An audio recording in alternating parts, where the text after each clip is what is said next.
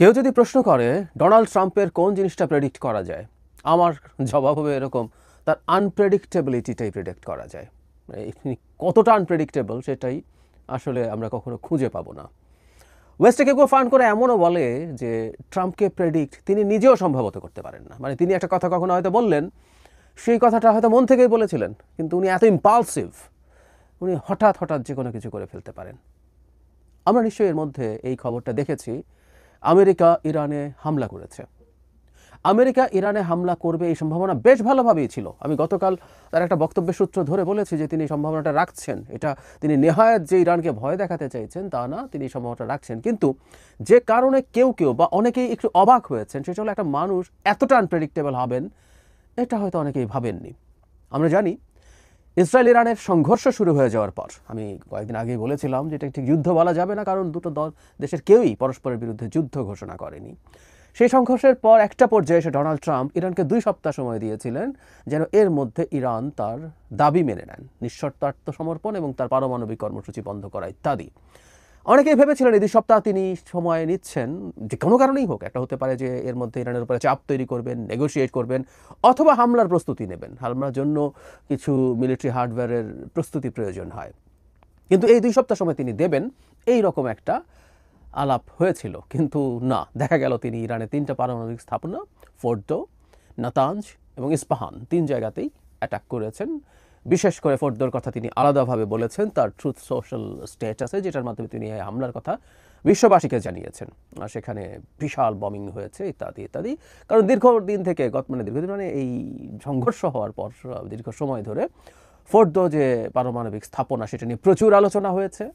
সেখানে তাদের সবচেয়ে সফিস্টিকেটেড, সবচেয়ে মূল সেন্ট্রিফিউজগুলো যেগুলোর মাধ্যমে ইউরেনিয়াম এনরিচমেন্ট হয়, সেই সেন্ট্রিফিউজগুলো ওখানে সবচেয়ে বেশি আছে এবং সেটা পাহাড়ি এলাকায় খুবই মাটির গভীরে আছে। সেখানে আমেরিকা অ্যাটাক করে সেটাকে ধ্বংস করবে এই আহ্বান নেতানিয়াহু জানাছিলেন, কারণ যে বোমা দিয়ে এটা ধ্বংস হওয়া সম্ভব বলে বলা হচ্ছিল, GBU-57, সেই বোমা আমেরিকারই আছে। শুধু সেটা না, সেই বোমা ভীষণ ভারী, 13-13.5 টন ওজন একটা বোমার।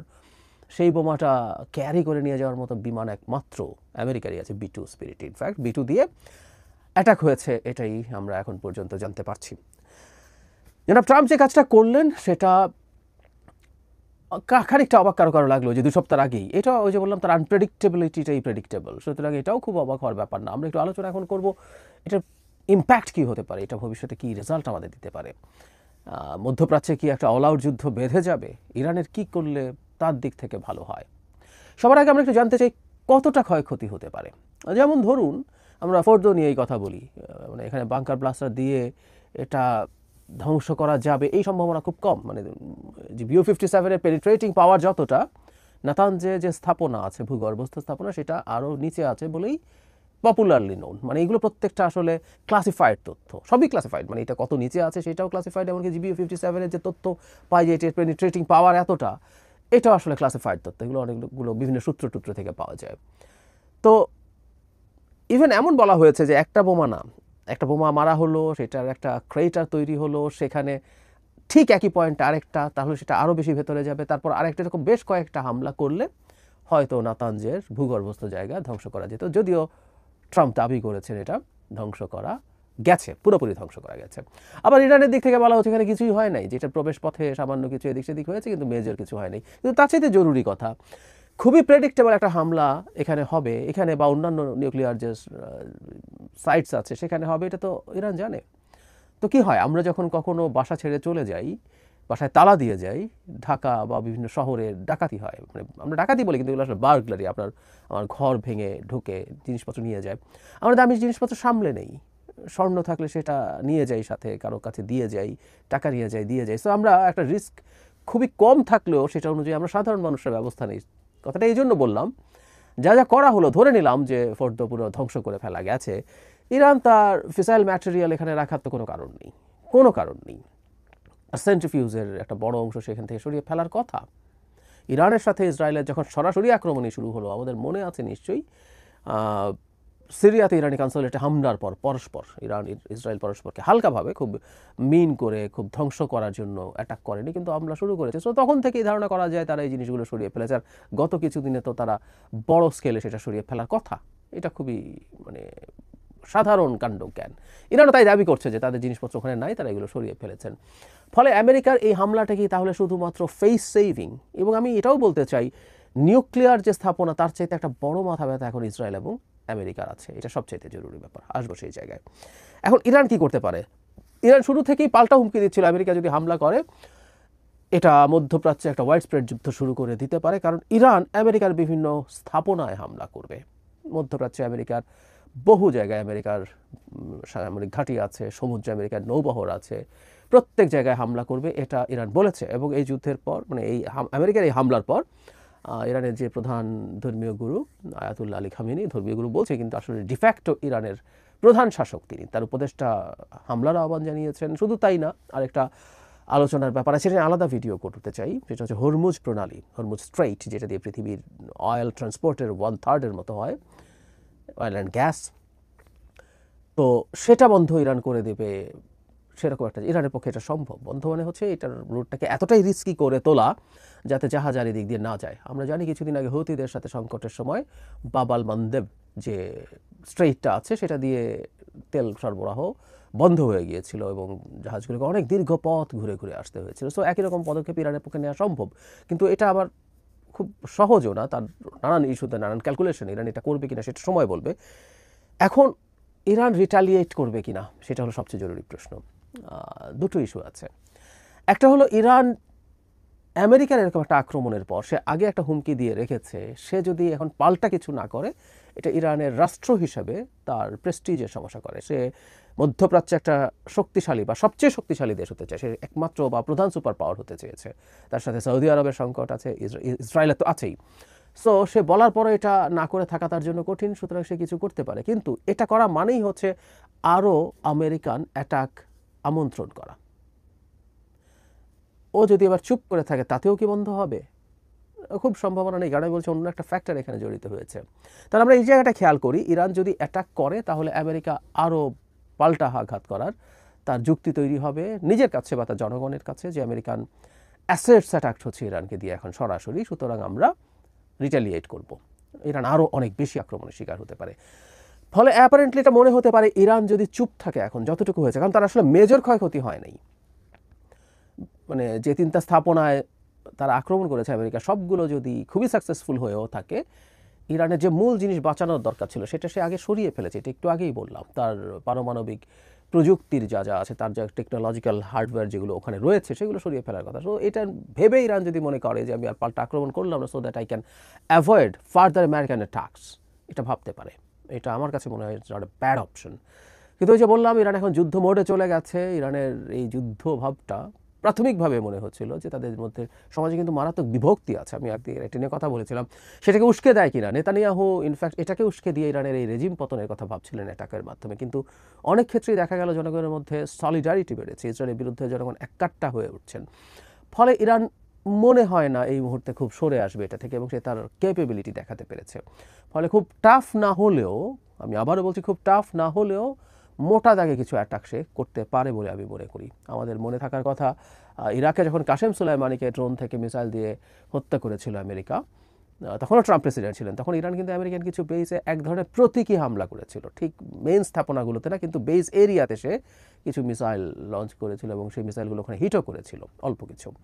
সুতরাং তারও ক্যাপেবিলিটি আছে এবং এই ধরনের কোনো প্রতীকী ধরনের হামলাও ইরান করতে পারে। সেই ক্ষেত্রে হয়তো সে ভাবতে পারে যে আমেরিকা আবার মেজর কোনো অ্যাটাক নিয়ে তার সামনে আসছে না।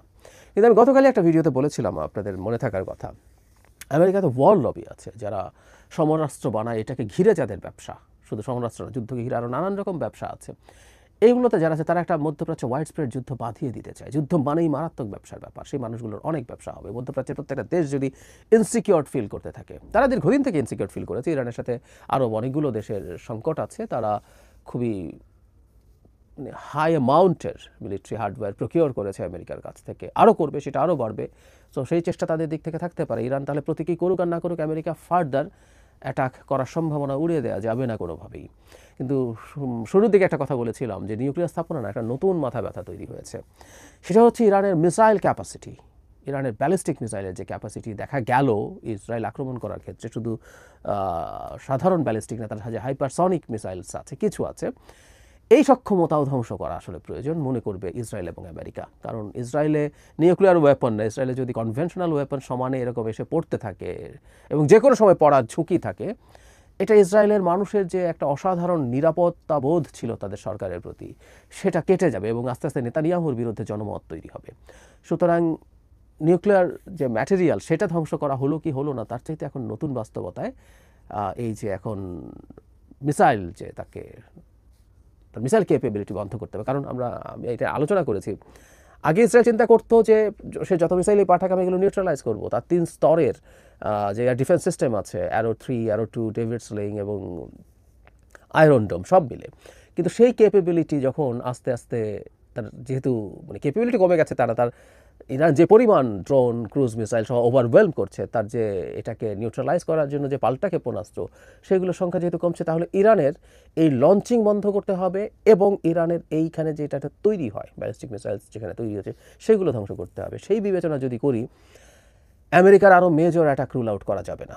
আর ডোনাল্ড ট্রাম্প যখন একবার আক্রমণ করে ফেলেছেন, একবারও যদি আক্রমণ না করতেন, ভয় দিয়ে চাপ দিয়ে যদি একটা ডিল করাতে পারতেন, যেটা তিনি প্রায় বলেন, তিনি আসলে এই একটা ব্র্যান্ডিং যেহেতু নিজ সম্পর্কে করেন, আমি যুদ্ধ ছাড়াই ডিল করাতে পারি, সেটা হয়তো তার জন্য ভালো হতো। কিন্তু আমাদের দেশেরও কিছু মানুষ মনে করতেন ডোনাল্ড ট্রাম্প প্রেসিডেন্ট হওয়া উচিত, কারণ তিনি যুদ্ধ করবেন না। এটা হাস্যকর কথা ছিল, এটা নিশ্চয়ই তারা হাড়ে হাড়ে বুঝতে পারছেন। আমরা তখনও এই আলাপ অনেক করেছি। শুধু সেটা না, তিনি বেনিয়ামিন নেতানিয়াহুকে এমন বন্ধু বলছেন তার জাতির উদ্দেশ্যে ভাষণে, এরকম সম্পর্ক আগে কখনো কারো সাথে ছিল না। খানিকটা রাশিয়া যখন ইউক্রেন আক্রমণ করে তখন চায়না সি উইদাউট লিমিটস যে বন্ধুত্বের কথা বলছেন, সেই ধরনের বন্ধুত্বের কথা বলছেন। সুতরাং বটম লাইন হচ্ছে, নেতানিয়াহু সফল হলেন। তিনি চেয়েছেন ট্রাম্পকে এই যুদ্ধে ডেকে আনার জন্য, টেনে আনার জন্য।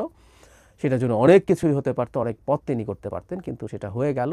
আমি ধারণা করি এখন আমেরিকা আসলে এতটুকুতে থেমে যাবে না। ইরান রিটেলিয়েট করলে তো আমেরিকা এটাকে আবার ফার্দার এসকালেট করবেই, কিন্তু ইরান যদি নাও করে, আমেরিকা সরে আসার সুযোগ নেই এবং আমেরিকাকে এখানে ছড়িয়ে রাখা, যেখানে এনগেজ রাখার জন্য ইসরায়েল আরও অনেক কাজ করবে। এবং কি এই রকম আলোচনাও আছে যে সে তার মিসাইল ইন্টারসেপশন কিছু কমিয়ে দিচ্ছে, মানে তার যত সক্ষমতা আছে ততটা না দেখিও আরেকটা কমিয়ে দিচ্ছে, কিছু মিসাইলকে সে মাটিতে পড়তে দিচ্ছে, তার টার্গেটকে আঘাত করতে দিচ্ছে, মানুষের হতাহত হতে দিচ্ছে, যাতে এই মেসেজটা সে আমেরিকাকে দিতে পারে যে সে ভালনারেবল হয়ে পড়ছে, আমেরিকার জনগণকে দিতে পারে। সারা পৃথিবীতে যে ইহুদিরা অন্তত জায়নিজমে বিশ্বাসী, তাদের উপরে যাতে চাপ তৈরি করা যায়, তারা যেন আমেরিকাকে চাপ তৈরি করে এই যুদ্ধে ইনভলভ হওয়ার জন্য। সুতরাং আমেরিকা মোটা দাগে এখানে ইনভলভ হবে। সো ইরান এই দফা যদি থেমেও থাকে, আমেরিকা যদি ক্রমাগত আক্রমণ করতে থাকে তার বিভিন্ন স্থাপনায়, ইরানকে তখন আসলে তার যা যা কথা ছিল, তার তো ক্যাপেবিলিটি আছে আমেরিকার বিভিন্ন সামরিক স্থাপনায় আঘাত করা, সেটা করতে সে হয়তো বাধ্যই হবে শেষ পর্যন্ত। এবং এটা মিডল ইস্টে একটা ওয়াইড স্প্রেড যুদ্ধ ছড়িয়ে দিতে পারে। এবং সেই পুরনো কথা আবারও বলি, কোনো একদিন তৃতীয় বিশ্বযুদ্ধ যদি আমরা রেকগনাইজ করি হয়েছে, তখন আমরা আসলে বলবো এইগুলো তৃতীয় বিশ্বযুদ্ধের পার্ট ছিল।